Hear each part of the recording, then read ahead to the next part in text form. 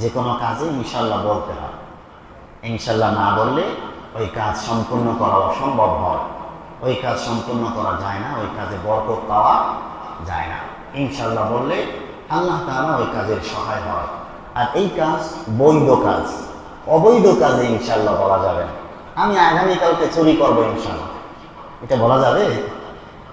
আগামীকালকে আমি ঘুষ খাবো ইনশাল্লাহ, এটা কি বলা যাবে? বৈধ কাজে, সওয়াবের কাজে, নেকের কাজে, ভালো কাজে, হালাল কাজে বলতে হবে আমি এটা করবো, আল্লাহ বাঁচায় রাখলে ইনশাআল্লাহ। হারাম কাজে, অবৈধ কাজে ইনশাল্লাহ বললে হারাম কাজের গুনাহ তো হবেই, ইনশাল্লাহ বলার কারণে সওয়াবের বদলতে ওটা আরো গুনাহ হয়ে যাবে, ডাবল গুনাহ। কাজে অন্যায়, অপরাধ, খারাপ কাজ তো করবোই না, আমরা ওইখানে ইনশাল্লাহ বলবো না। আল্লাহ তাআলা আমাদের সকলকে বোঝার তৌফিক দান করুন, সকলে বলে আমিন।